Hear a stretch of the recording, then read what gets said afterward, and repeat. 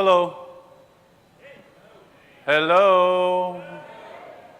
I was asked to ask you all, if you're at the back, to please move to the front. I know that that's a pain, and I know you're really comfortable and everything, but if you don't mind, please move to the front. And if you don't want to, completely okay, that's your choice. We'll come back to that a little bit later.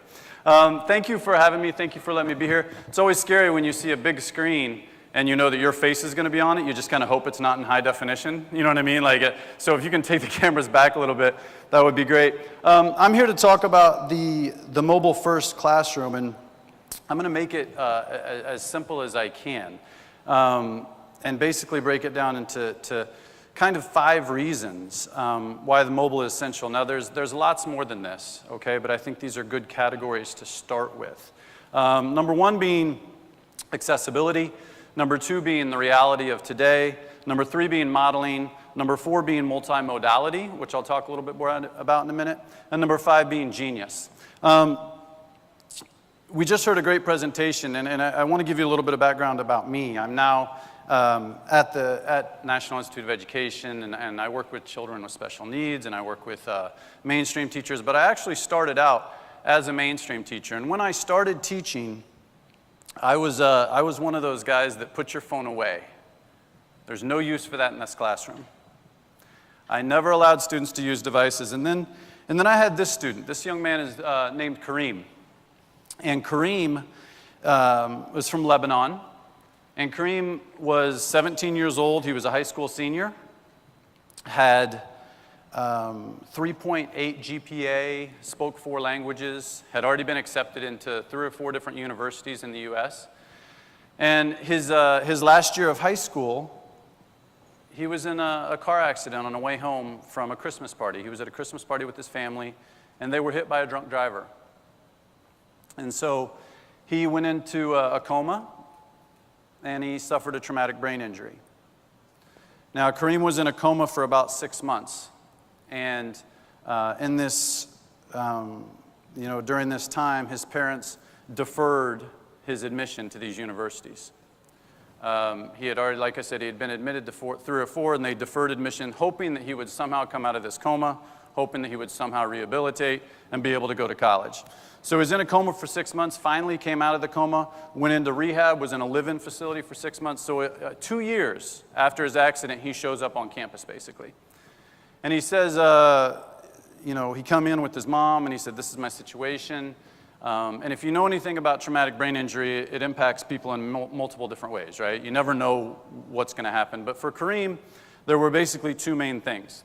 Number 1, he couldn't write nearly as well.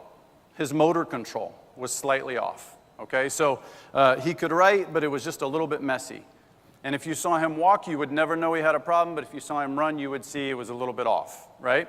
Number 2, and I want you to think about this, he had no short-term memory. None. So he could be sitting here talking to Oliver, turn over, say hello to Emily, and turn back, and he wouldn't even remember who Oliver was, much less the conversation they had. Now I want you to think about you starting school with no short-term memory. Once he got to know other people and it worked its way into his long-term memory, he was fine, right? But one of the hardest things about traumatic brain injury is that oftentimes people who suffer from traumatic brain injury remember what it was like beforehand. They remember what it was like to have facts like that. They remember what it was like to know everything right away. Kareem had none of that. So I sat down with Kareem and I said, Kareem, I said, I'd love to help you. I said, but I don't know how. You've got to help me, right? I'm not sure how to help you. And he said, well, this was 2007. He said, if I can use my phone, that would be really helpful. And I said, well, okay, but why? And he said, well, if I can go to all my teachers and my professors ahead of time and take their picture, he said, that way when I walk into a class, I can look up to the front and see if I'm in the right class because I can look at the picture. And he said, and if you can allow me to use video, I'll video my way around campus so that way I don't always have to ask someone for help. He said, because it's really embarrassing when you're in the 3rd week of camp and you have to ask people where to go. And he said, and if I'm looking at my phone, everyone else is looking at their phone too, so it doesn't seem like a big deal. And he said, and when you talk to the teachers, if you could just get the syllabus and the assignments and everything, he said, that'd be great. He said, because what I need to do is I need to put all that in my calendar on my phone, and I'll set up reminders for myself. Because I won't remember if they say you have a quiz next Tuesday, but if I put it in my phone ahead of time, I can get a 48-hour reminder, and a 24-hour reminder, and a 12-hour reminder. And he said, and so the other thing is, if you don't mind just talking to the professors and in your class, he said, if I can just take pictures and notes at the end of class. He said, because I'll try to write, but my handwriting's not very good and it's really slow. And he said, so if I can just take pictures of all the notes, that'll really be helpful. For me, this was that, wow. Because a kid would never come up to my classroom in a wheelchair, and I would say, no, put that wheelchair away. You can't use that wheelchair in here. But every single day with devices that can be really helpful for kids, what do we say to them? Put it away. You're not allowed to use that. And for devices, for kids, devices can be that cognitive wheelchair. They can provide a whole different level of accessibility. So Kareem really changed the way I thought about mobile devices, and ever since then, I think, pencil and paper, as we mentioned, great. But why would we restrict a kid who needs the device? And you know what? We don't always know. That kid may not have a diagnosis. Maybe it just helps them learn better. So the first thing is really about accessibility. And this is an interesting quote. For people without disabilities, technology makes things easier. For people with disabilities, technology makes things possible. And what I'd like to focus on here is this is from an IBM training manual in 1991. 25 years ago, and we're still fighting to allow kids to use devices in school? Right? I think we really need to rethink that. So that's the first reason, right? First reason, accessibility. It allows content, it allows skill sets to get to kids who may not have access to those. Number two, the reality. So if you look at the reality today, this is from a site called We Are Social. If you look at, and this is January, so this January it will, there will be new statistics coming out. 7.4 billion people in the world, and you can look at all this right here. I want to focus on this one though, unique mobile users. About over 50% of the world has their own mobile device. Now remember, population includes the little tiny ones too, right? And the aunties and the uncles and the grandmas and grandpas that are never going to have devices. By the end of 2017, that number is expected to reach about 70%. If we look here in Singapore, look at this right here. 5.65 million, 8.22 million have mobile devices. There's actually more devices than there are people, right? Some people say Singapore is the most highly saturated technology country in the world. Are we ignoring reality by not allowing students to use devices? I would just like you to ask yourself a question. What job could your students go into and not have to use their device? What job would they have where a device would not be required? Because we use them everywhere. So if our job as educators is to prepare them for life, how are we going to take away the main tool that they use? And say, well, we're going to prepare you on everything but that. Right? I think we have to really think about that. The reality of today is different. It's a different reality. They have these devices, they use these devices all the time, so let's engage them in the power of them. Third reason, this is not the reason actually, but with technology you see the selfie extravaganza, right? Have you seen these brushes? They're actually brushes. You put your phone on the backside so you can comb your hair and turn around and take a selfie. It's pretty exciting. For all the ladies out there, we've got the selfie shoe, right? You put the phone there, and there's lots of cool stuff, right? So that's one of the ways that we have all these technologies, but there are other ways as well. For example, if you look at PLTs, people literate technologies, let's start at the bottom of this slide. By 2020, 40% of people will be using PLTs, and what that means is you are going to pull your device out of your pocket, and there's going to be a blank screen there. And on that blank screen, you're simply going to say what you want. And it's going to access your entire device, including your past conversations. And it's going to pull up the information that's most relevant to you. 4 years, almost half the population is going to be using these. Why would we take that out of a child's hand, right? So, next reason, modeling. Now, this is an interesting thing because I just asked multiple people to move to the front. Moses asked them at the start. Here's a question I want to ask you. If you're still at the back, and again, I can't see you, you're not in trouble, you don't get a grade for this, right? If you weren't willing to move to the front when you were asked twice, don't ever get upset with your kids if they're not willing to do what you ask them to do. I'm not trying to make you feel guilty, I just want you to think about that. If you're not willing to model good behavior, don't be upset when they're not willing to do what you ask.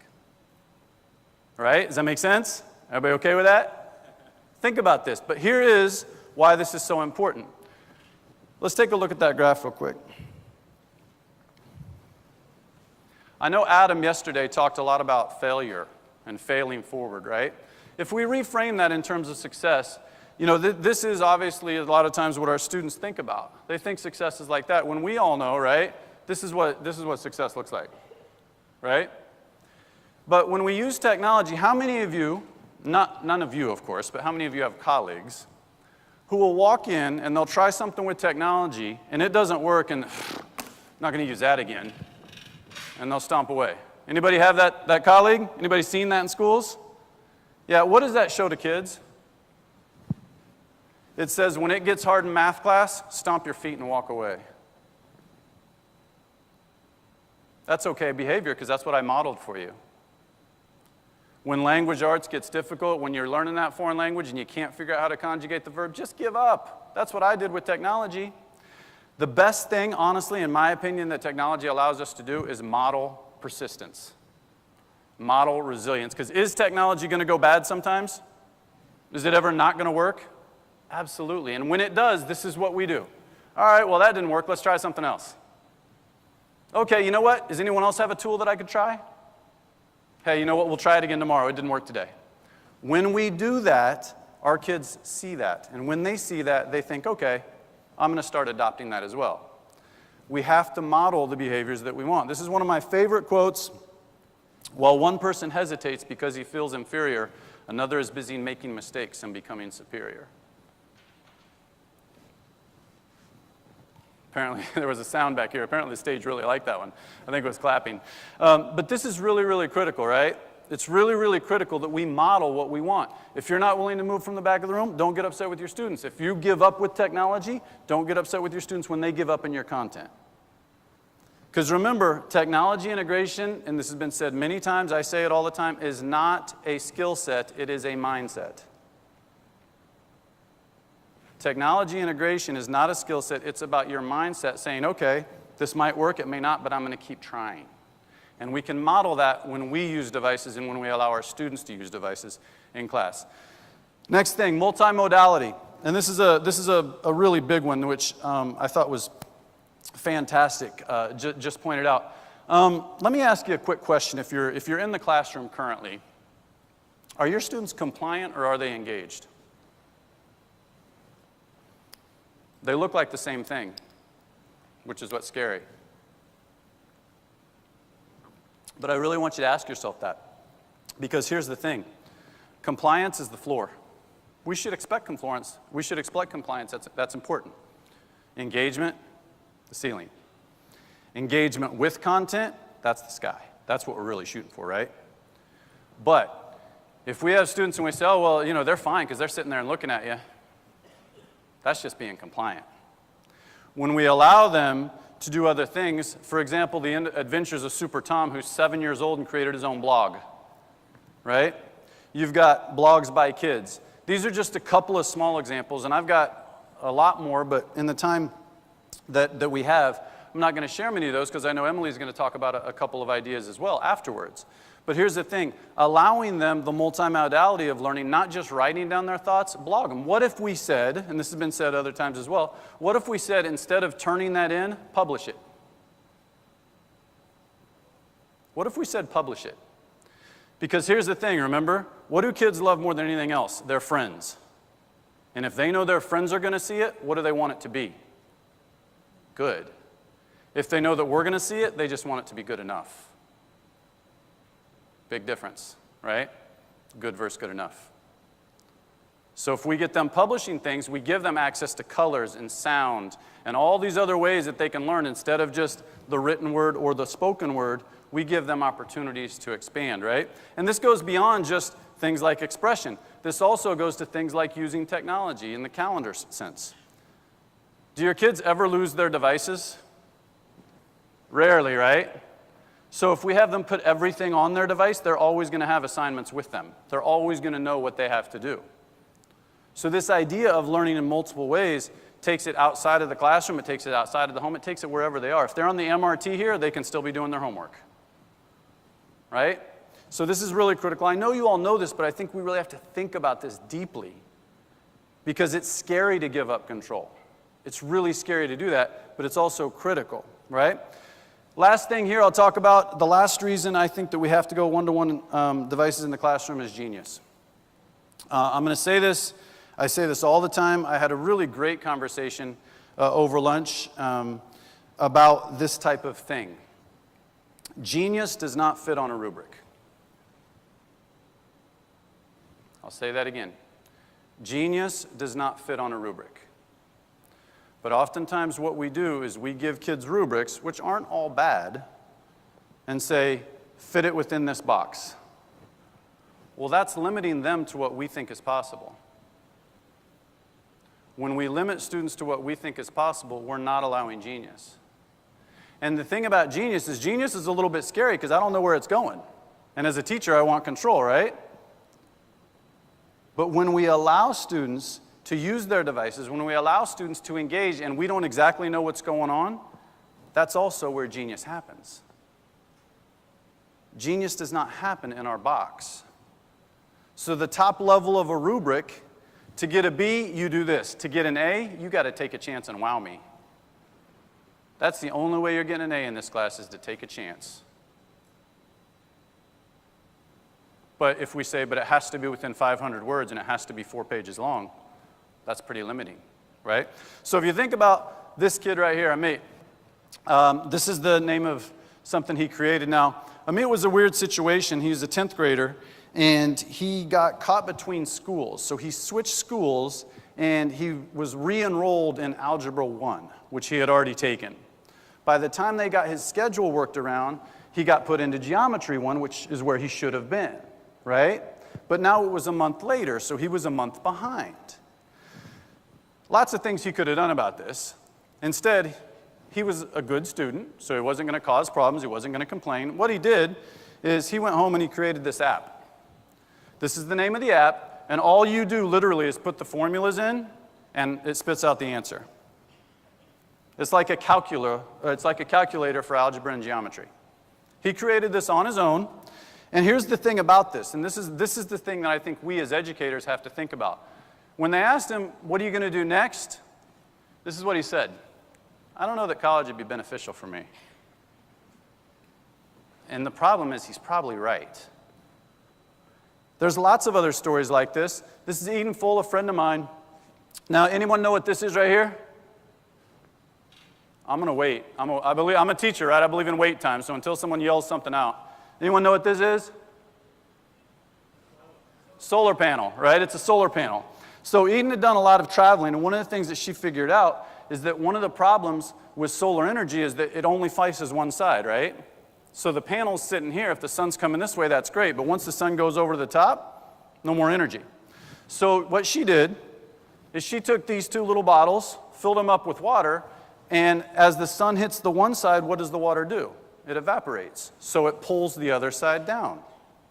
So as the sun comes over the top, you have energy the whole day in these small villages. This is what it looks like now. She's got a company, dropped out of school. Here's another one. Natalie Hampton was bullied in middle school, so she decided to create an app called Sit With Us. When you use this app, what you can do is you sign up anonymously, and if you need someone to sit with, it will match you up with someone else that said, anyone can sit with me. She did this outside of school. This is Emma Yang. She created this app called Timeless because her mother, or her grandmother, has Alzheimer's. And one of the things you find with Alzheimer's is oftentimes they will call the same person 2 or 3 times. So after you call someone twice with this app, it will pop up and say, are you sure you want to make this call? That's one of many features. She created this outside of school. Zora Bell, the world's youngest programmer, she was 7 years old when she put her first app up on iTunes for sale. JewelBots. This is a bracelet that teaches girls how to code. So what you do is you go in and you code on your bracelet, and it hooks up to your app, and it will tell you where your friends are in case you want to meet up with them. But you have to learn coding skills to get that information. Here's the thing about all those examples I just gave you. Not one of them was done in schools. And did you all notice anything about the last 5? All girls. All females. If we're not allowing them to use devices, this is what we're missing out on. Because this is in every single one of our classrooms, right? Every single one of us has kids like this. We got to let them go, though. And we've got to give up control for that. So last thing right here, accessibility, reality, modeling, multimodality, and genius. These are the 5 reasons, or 5 of the reasons, that going one-to-one mobile is essential. Allowing them to use their devices is essential. I'll finish telling you real quick about Kareem. This is the story of Kareem. I told you that at the start. He graduated from college 6 years later. Took him a little bit longer, right? Because he couldn't take quite as big a course load. Took him 6 years. Graduated, now has a full-time job, is working on his master's degree. But I will tell you that without this device, he never makes it through college, ever. You can see he's now engaged, doing really, really well. Without his device, nothing. So, if you're interested in actual resources or strategies, you can always feel free to buy my book. I hate to say that, but my publisher gets mad when I don't say it. So, if you're interested in actual practical strategies and how to actually do this in the classroom, there's a ton of strategies in here. About, I think, 800 or 900 that I've just collected from working with teachers all around the world, okay? Last thing, last thought. Every teacher has the right to live in a cave. However, they do not have the right to drag their students in with them. Good friend Tom Whitby says this. Some of you may know Tom. He's brilliant. This says it better than anything else. So with that, thank you.